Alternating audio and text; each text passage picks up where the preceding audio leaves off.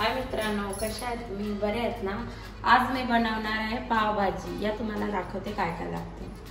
हे घेतले मी वाटाणे घेतल्यात, दोन बटाटे घेतल्यात, 3 हिरव्या मिरच्या घेतल्यात, फ्लावर घेतलाय आणि एक मोठा टमाटर घेतलाय, एक शिमला मिरची घेतलाय, 3 कांदे घेतल्यात, थोडीशी कोथिंबीर घेतली आणि मसाल्यामध्ये चवीनुसार मीठ, आपल्याला थोडासा गोडा तेल लागेल आणि पावभाजी मसाला, हळदी आणि मिरची पावडर। तिथपर्यंत आपण भाजी पहिली शिजवून घेऊया। मी कुकर मध्ये नाही बनवणार आहे, टोपामध्ये शिजवणार आहे। तर मी पहिले टाकले वाटाणे, त्याच्यानंतर फ्लावर आणि बटाटा टाकून आणि शिमला मिरची टाकू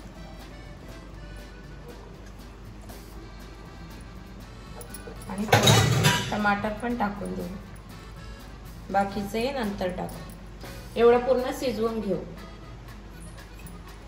आता आपण गॅस चालू करू आणि त्याच्यावरती टोप ठेवून देऊ आणि त्याच्यामध्ये चवीनुसार मीठ टाकून देऊ। आता आपण असं त्याला झाकून ठेवू।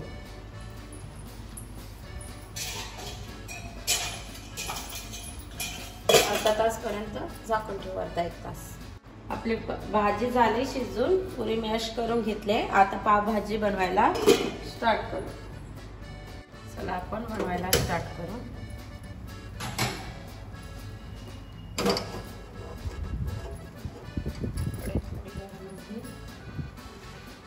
आपली कढई गरम झाली, आता तेल टाकू।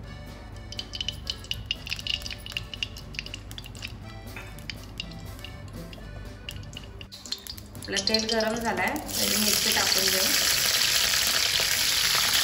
मिरचीच्या नंतर लगेच कांदा टाकू।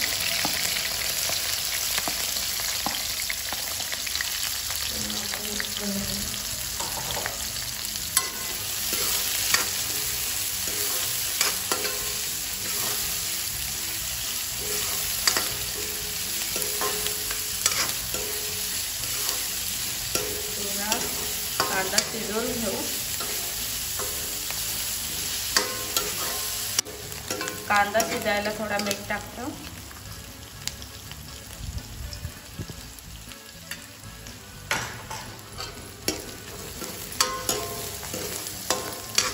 पूर्ण मिक्स करून घेऊ। आता आपला कांदा शिजलाय, आता त्याच्यामध्ये टमाटर टाकू। पूर्ण मिक्स करून घेऊ।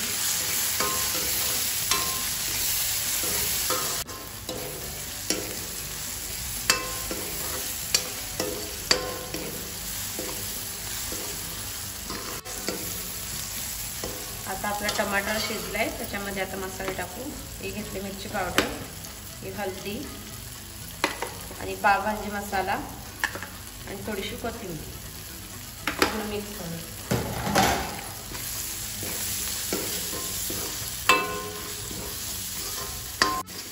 आता आपले मसाले चांगले हे झाले, फ्राय झाल्यात। आता त्याच्यात आपण जी शिजवलेली भाजी ती टाकूया।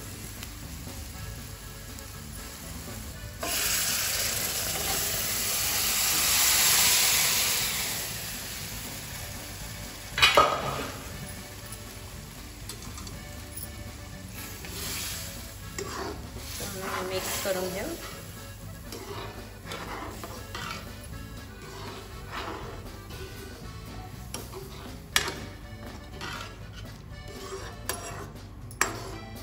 आता त्याला उकाला येईल तिथपर्यंत त्याची वाट बघू। चल, हे बघा आपली झाली पावभाजी रेडी। मी टेस्ट करून सांगते तुम्हाला कशी झाली।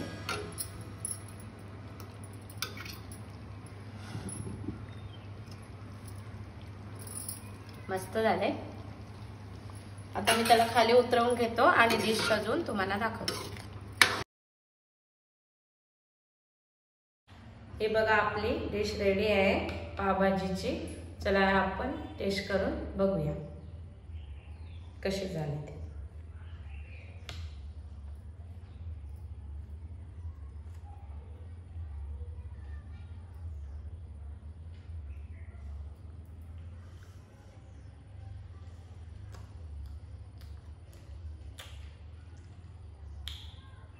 पावभाजी तर मस्त झाले, तुम्ही पण असेच करून बघा।